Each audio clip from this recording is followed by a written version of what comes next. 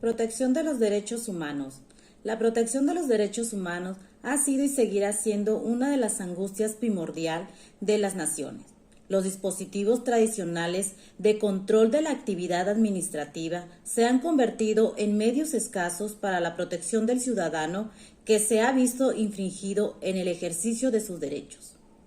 La protección y garantía de los derechos humanos inicia a nivel individual, acompañada por la protección que se da en cada grupo social, para luego situarse en el ámbito de protección y garantía a nivel Estado y finalizar en la garantía a nivel internacional.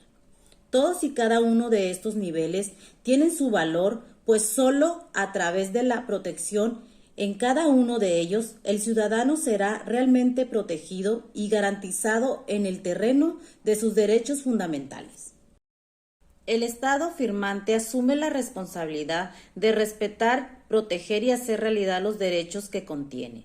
Respetar significa que el Estado no puede adoptar ninguna medida que sea contraria a los derechos garantizados por el tratado. Proteger significa que el Estado debe adoptar medidas positivas para asegurar que a ninguna persona se le obstaculice esos derechos humanos.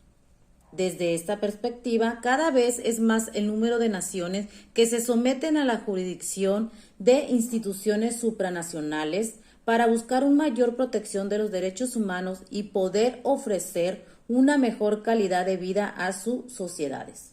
Es importante destacar la participación que tienen las instituciones nacionales para la promoción y protección de los derechos humanos, las cuales desempeñan un papel fundamental en el tema que nos ocupa, ya que lejos de superponerse a los roles que caracterizan todo sistema democrático, se sitúan en una perspectiva de complementariedad y se distinguen por la puesta en práctica de medios y métodos específicos y sobre la base de estatutos particulares. En 1946, la Organización de las Naciones Unidas, a través de su Consejo Económico, refirieron por primera vez a los Comités Nacionales de Derechos Humanos. En 1978, la entonces Comisión de Derechos Humanos organizó en Ginebra un seminario sobre las instituciones nacionales y locales de promoción y protección de los derechos humanos. Aquí surge el primer proyecto de directrices relativas a la estructura y funcionamiento de las instituciones nacionales para la promoción y protección de los derechos humanos. Años más tarde, se celebró en París la primera reunión técnica internacional sobre las instituciones nacionales de derechos humanos, 1991. A esta asistieron representantes de instituciones nacionales de los Estados miembros de las Naciones Unidas, de sus organismos especializados e intergubernamentales y de organizaciones no gubernamentales. Las conclusiones de esta reunión constituyen los principios relativos al Estatuto de las Instituciones Nacionales para la Promoción y Protección de los Derechos Humanos, a los que se les suele llamar Principios de París. Hoy por hoy, los Principios de París constituyen una forma de poner a prueba la legitimidad y credibilidad de una institución de derechos humanos. Atribuyen principalmente dos responsabilidades a los estados. A. Promover los derechos humanos mediante la implementación de una cultura nacional de derechos humanos. B. Proteger los derechos humanos, es decir, investigar las violaciones de los derechos humanos y llevar ante la justicia a quienes las cometan, así como proporcionar recursos y reparación a las víctimas. De igual forma, los Principios de París hacen una referencia expresa a dos funciones que pueden ser atribuidas a estas instituciones. Una, consultiva, que contempla la posibilidad de a. Emitir informes sobre la situación de los derechos humanos en general o con respecto a algún tema en específico. B. Impulsar la ratificación de tratados internacionales en la materia, así como la armonización de la legislación local a dichos tratados. C. Participar en los procesos de elaboración de informes periódicos que deben ser presentados ante organismos internacionales. D. Colaborar en la elaboración de programas de educación de derechos humanos para todos los niveles de enseñanzas, entre otras. 2. Cuasi jurisdiccional. Implica de manera concreta la posibilidad de recibir y examinar denuncias relativas a la situación de particulares, grupos, organizaciones, etc. El mandato relacionado con la protección de los derechos humanos se centra en el Estado de Derecho, la administración de justicia y la lucha contra la impunidad. La investigación de los abusos de los derechos humanos es una actividad esencial para el desempeño de esta función. Se destacan también atribuciones tales como a. Realizaciones de investigaciones. B. Resolución de controversias mediante mecanismos alternos. C. Búsqueda de reparaciones ante juzgados o tribunales especializados. D. Reparación de denuncias particulares. E. Realización de encuestas públicas. F. Actividades de vigilancia, entre otras. Actualmente en la mayoría de los países se prevé la creación de la Institución Nacional de Derechos Humanos por medio de sus constituciones, una ley de derechos humanos o una iniciativa legislativa. Las instituciones nacionales para la promoción y protección de los derechos humanos han tenido distintas denominaciones que varían dependiendo de la región a la que pertenezcan, su tradición jurídica o sus costumbres. Entre algunos de los más reconocidos están A. Protector de Derechos Civiles. B. Comisionado. C. Comisión de Derechos Humanos. D. Instituto Centro de Derechos Humanos. E. Ombudsman. F. Comisionado para los Derechos Humanos. G. Defensor del Pueblo. Y H. Defensor Parlamentario.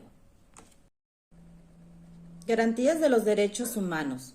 La humanidad impulsa el respeto y la garantía de los derechos humanos con el propósito de ofrecer posibilidades que faciliten una convivencia más digna entre los hombres.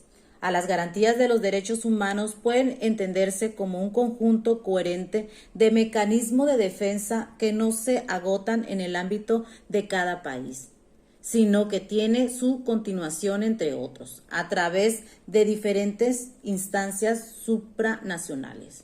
Los derechos y sus mecanismos procesales de tutela, denominados garantía, se constituye en el presupuesto de carácter indispensable para el correcto funcionamiento del sistema democrático de cualquier Estado.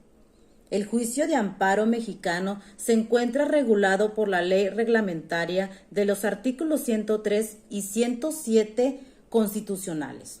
El procedimiento judicial propiamente dicho puede ser promovido por cualquier particular que considere que una norma general o bien un acto u omisión de autoridad viole sus derechos humanos reconocidos y garantizados en la Constitución y en los tratados internacionales de lo que México es parte.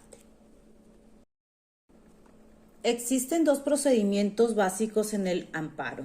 Uno de doble instancia llamado indirecto, del cual conoce en primera instancia un juez federal de distrito y en segunda instancia un tribunal colegiado de circuito o la Suprema Corte de Justicia de la Nación en mucho menor medida. Y otro de una sola instancia llamado directo, el cual resuelve generalmente el tribunal colegiado de circuito correspondiente o excepcionalmente haciendo uso de facultad de atracción o al revisar la constitucionalidad de una ley o un precepto constitucional, la Suprema Corte de Justicia de la Nación. El procedimiento preferente y sumario o recurso de amparo ordinario es una garantía jurisdiccional que, a diferencia de las anteriores, ha sido diseñada a los únicos efectos de la defensa de los derechos y las libertades fundamentales. Por otro lado, el recurso de amparo constitucional, que como el anterior, se configura como un mecanismo diseñado para garantizar los derechos y libertades determinada la posibilidad de recurrir ante el Tribunal Constitucional las disposiciones normativas con rango de ley que presuma vulneración de estos. La Administración de Justicia en México. En el Acta Constitutiva de la Federación del 31 de agosto de 1824 se preveía el establecimiento de la Corte Suprema de Justicia y de los tribunales estatales, artículo 18. La Constitución Federal del 4 de octubre de 1824 dispuso que el Poder Judicial de la Federación se depositaban en la Corte Suprema de Justicia, en los tribunales del circuito y en los juzgados de distrito, artículo 123. La ley de 20 de mayo de 1826 determinó que los tribunales de circuito serían colegiados, pues se integrarían por un juez letrado y 2 asociados. Sin embargo, la ley del 30 de enero de 1857 estableció que dichos tribunales de circuito serían unitarios. En términos generales, se puede afirmar que esta estructura del Poder Judicial de la Federación es sustancialmente la que está vigente, con 3 importantes modificaciones: la creación de los tribunales colegiados de circuito en 1950, la introducción del Consejo de la Judicatura Federal en 1994 y el establecimiento del Tribunal Electoral en 1996. A partir de 1950, los anteriores tribunales de circuito que funcionaban en forma unitaria se denominaron oficialmente tribunales unitarios de circuito. Algunas de las reformas a la Constitución Política de 1917 afectaron la estructura del Poder Judicial de la Federación. Así, con la reforma constitucional publicada el 20 de agosto de 1928, se dividió la Suprema Corte en 3 salas, de 5 ministros cada una, en función de la materia de competencia. Por tanto, el número de ministros se elevó de 11 a 16. La reforma constitucional publicada el 15 de diciembre de 1934 introdujo la 4ª sala, por lo que aumentó el número de ministros a 21.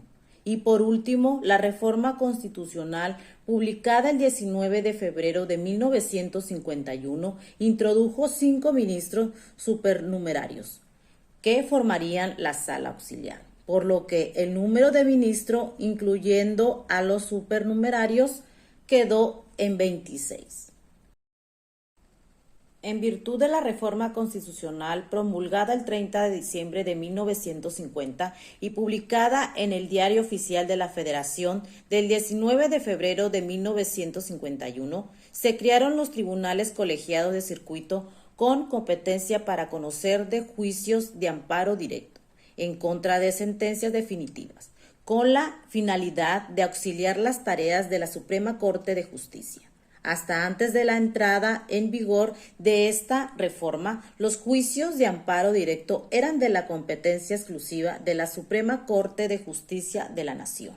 La reforma permitió distribuir el conocimiento de este tipo de juicios de amparo entre la Suprema Corte, cuando el quejoso alegara que se cometieron violaciones de fondo o injudicando, y los tribunales colegiados de circuito cuando se invocaran violaciones de procedimiento o improcedendo. Bases constitucionales y leyes orgánicas.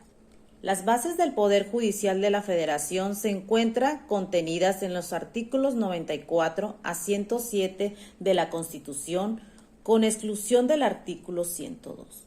Los fundamentos del Ministerio Público Federal, aparte de lo dispuesto por el artículo 21, se hallan previstos en el artículo 102, apartado A, y los del Ministerio Público del Distrito Federal en el artículo 122, apartado D. La Ley Orgánica de la Procuraduría General de la República del 2002 y la Ley Orgánica de la Procuraduría General de la Justicia del Distrito Federal de 1996 se encargan de regular respectivamente estas bases. Las bases del Poder Judicial del Distrito Federal y de los poderes judiciales de los estados se encuentran contenidas en el artículo 122, apartado C, base cuarta y 116, fracción 3, de la Constitución, respectivamente. Cada uno de ellos cuentan con su respectiva ley orgánica. Poder Judicial de la Federación. Los órganos del Poder Judicial de la Federación son la Suprema Corte de Justicia de la Nación, el Tribunal Electoral, los tribunales colegiados de circuito, los tribunales unitarios de circuito y los juzgados de distrito.